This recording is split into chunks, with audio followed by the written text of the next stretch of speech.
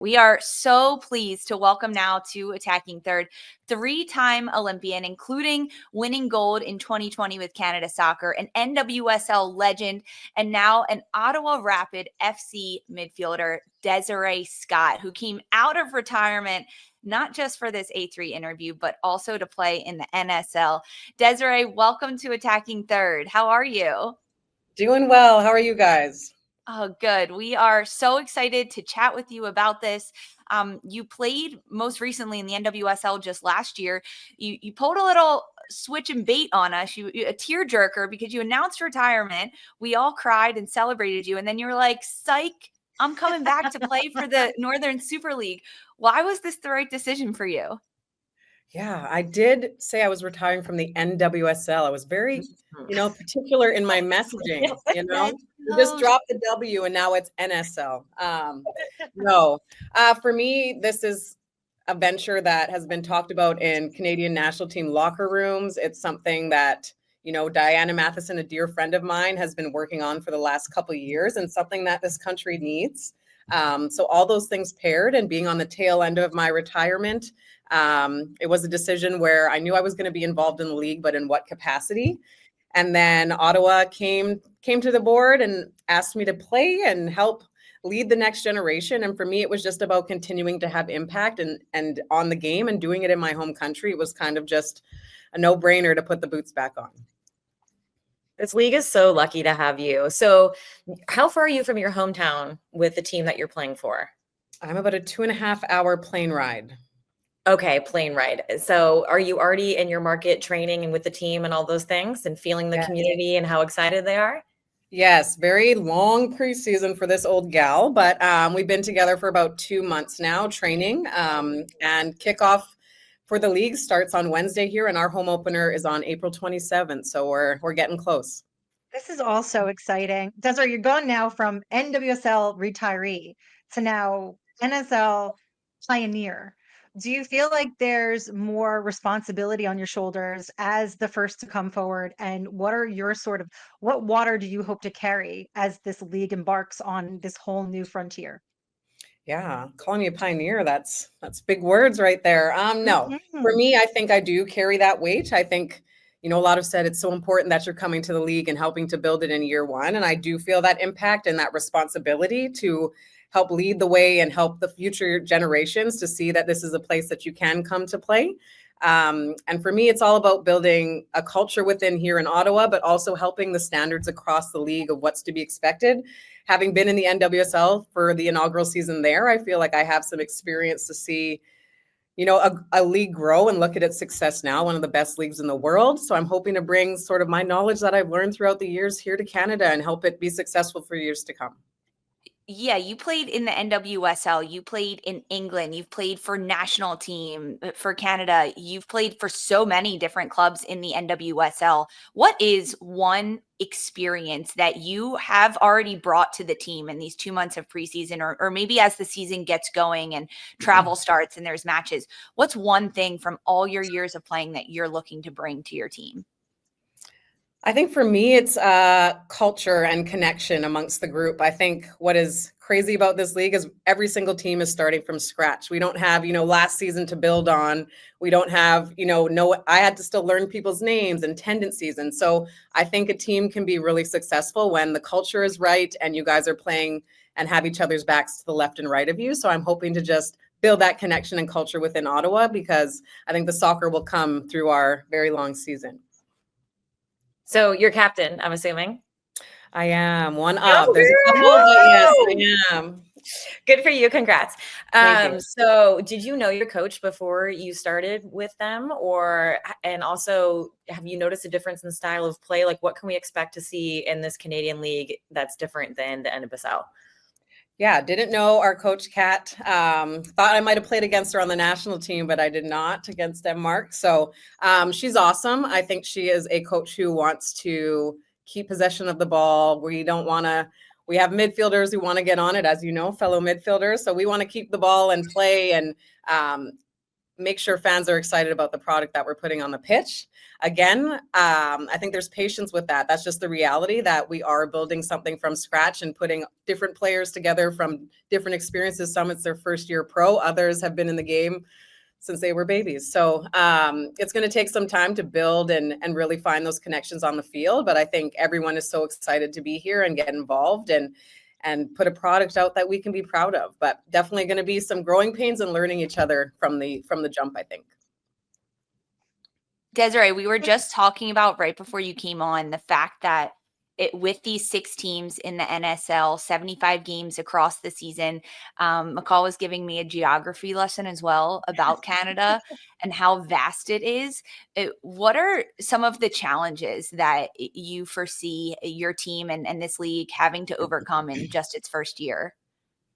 Yeah, I think initially, when we were building this league, I say we like I built it. No. You're a pioneer. You are. Part of it. I think the initial goal was to have 8 teams from the jump. We fell a little bit short with 6, but and in just reality, I think it is a long season. It's a lot of games, and you have a very, very big country, and you're going coast to coast. So I think with that comes challenges of travel. There's a lot of games and a lot of moving pieces there. I think you have different time zones, and then you're trying to fit in training. So it's just about managing the schedule. And it's been unique because you're having to balance, football season with the CFL and the CPL. So it's been a bit chaotic in terms of just scheduling, I would say. And I think players are going to realize that we might be living out the suitcase a little bit and having to manage those time zones and training and game load as well. I think it's a lot of games for 6 teams. You have done it though, right? You've done it with national team and with club. What's your secret to staying fresh, to recovering from all the travel, time zone change, and playing a lot of games? Give us some insight. Some insight. For me, I make sure I take a lot of naps. Try and adjust to the time zone prior to maybe where you're going. Let's say we're going West Coast. Maybe you're going to bed a little later or a little earlier, trying to adjust those things ahead of time. And just the recovery piece. I think, having the Normatec boots on, doing the most, not only if you're 37, but if you're new to the league, I think recovery is key, especially with how many games we're playing and all the travel and flights. I think I'm going to crowdsource from the chat because there's a really fun question they've dropped in here. They want to know, which was your favorite Kaylin Sheridan costume? And does the Canada national team have any other fun traditions that you can share with us? Good question. I think my Kaylin always came with it for the Halloween parties, but I'm going to say one of my favorites was the elf costume. And I think the lead up, like she was in the escalator in our hotel, like with the widespread legs, drinking maple syrup, like she goes full character, which I could appreciate. Yeah. Desi, we're talking a little bit about different teams, different players we might know across the league. We as in NWSL fans, people that have followed the league closely. From your perspective inside the Ottawa locker room, what are some other teams' reputations right now, players on those other teams? Give us like a little scouting report across the NSL. Nice. Yeah. So I'm obviously in Ottawa, and I think there's maybe across the league a little bit of like vibes for Toronto, like they might, like the West Coast is like Toronto's the game we want to win. In Ottawa, there's like some players like in Ontario, let's build a rivalry here. So I feel like Toronto is the big team that other teams want to beat. Interesting. Yeah, that's what I'm hearing in the locker rooms anyways. I think across the board, you've got some great talent. Obviously, Toronto, young. You've got Canadian national team players. Emma Reagan just got back to camp. Victoria Pickett, who's a beast in the midfield. And then you've got your Montreals, who are just all local talent. I think they really stuck to keeping it Canadian and very Montreal. So I think they're kind of a dark horse of who we're going to see. You go to the West Coast, I feel like it's the Canadian national team of the league. I think what a beautiful place. It's a hot spot. And a lot of national team presence there with Quinn and Shannon Wohler. And then you've got the Steph Labes from front house to like on the pitch. I think that's just a fun place to be, but obviously we want to beat them. So the competition is already building. It is. There's some trickling. Sure. So Desi, one thing that sticks out to me is, so the roster size rules in the NWSL is the minimum is you can have is 22 players and the maximum is 26. But in y'all's league, it's the minimum is 20 players and the maximum is 25, and you play a lot more games. So do you feel that you have the player resources that you need, the medical treatment that you need? Are you feeling comfortable with the foundation to help you guys play that many games with a smaller roster size? Yeah, I think that's definitely something that you need to consider in terms of long season, running so many games, making sure clubs are set up in the right way to support players and their bodies as we put our bodies on the line for our clubs. So there's definitely a good infrastructure in place. And I think as the season goes on, you might need a little bit more support in that space with more minutes on the legs and maybe injuries popping up. And with a smaller roster, hopefully you have everyone available. But again, it's being part of this first, you don't know what to expect and what you need, but I'm hoping that, everyone who has some experience from each of their teams can really push the standards of what's needed to get through a season like this and what's required for top athletes to succeed. It sounds like you have such a great mentality going into it. Like your headspace is right where it needs to be. You're like, this is not going to be easy, but we're going to make it beautiful. I love that about you. I think you got to have that, right? I think, you set a bar high, but you've also got to have the realities of this is year one. And I think the expectation being in women's sport is like, we see what the NWSL is doing. I came from Kansas City, brand new training facility, my very own stadium. Like I got to experience that. And so I know what the best of the best is, but I've also been where I had to change in my car and didn't have a locker room at all. So I kind of have just the perspective of patience. We're going to get there, but it's going to take time. God bless you for doing it twice, girl. Honestly, like you can never say she doesn't love the game because when you achieve so much in your career to say, okay, let's go back to square one and build something all over again.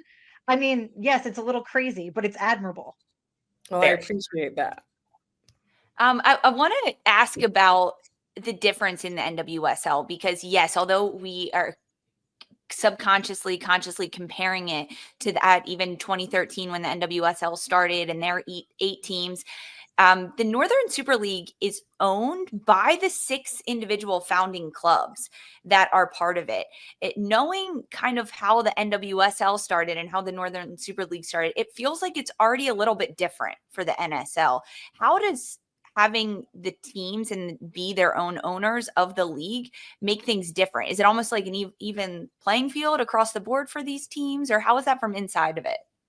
For me, I kind of feel like we're having conversations from our coaches to like the CEOs, which I feel like everyone from across coast to coast wants this league to be successful because they do have ownership within the teams, and they want the Northern Super League to be a success. So I think everyone has a common ground of wanting to do this the right way from the jump. And I think it just puts you all on a common page. And I feel like this is a league that is starting off better than maybe the NWSL did in 2013, with some of the facilities you're seeing, with the conversations that are happening, and just the perspective and mindset from ownership and coaches. And I think they just want to involve the players in that conversation, which I think is great. And a thing we maybe didn't have in the NWSL from the jump is our voice being heard and felt and like it was important. Okay, Desi. So we have the league starting tomorrow. We got our opening game, but your team isn't playing until April 27th. So is the team doing a watch party tomorrow? How are you taking in this opening match? We do have a season ticket holder event that we're having. And so we're going to be tuning in as well with it on the Jumbotron just to do a little scout report. But also, this is an exciting time. I think it's crazy that it's the first game and we're here. And I might have a little tears in the eyes because I know all the work that's been put in behind the scenes. And again, something we've dreamed about. So to just see it come live on TV is going to be special. Oh, congratulations. I'm so happy for you. This is great.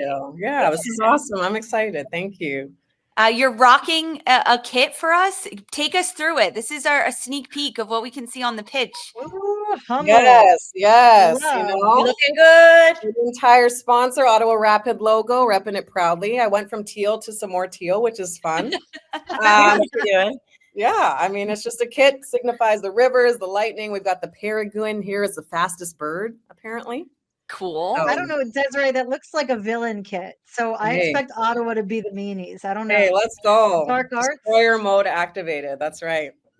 Oh, destroyer mode activated. You are the You destroyer are. on the pitch. Okay, McCall, Destroyer. you've played against Desi. How was it in the midfield It's not going fun. against her? It is not fun. She I can is say the so same about you, McCall. solid, hardly ever makes mistakes, always makes the right decision, is everywhere. Right when you think you've escaped her, there she is again. Her positioning is so smart all the time. Like I loved playing against you because I knew I had to be my best. It was definitely a battle in the midfield with you. I agree. Desiree, thank you so much for joining us and chatting. Congratulations on being a pioneer of the Northern Super League. Everyone, go watch the NSL. You can watch it on ESPN Plus. Cheer for Desiree Scott and Ottawa Rapid. Good luck this year. Congrats. Thank you so much. I appreciate it.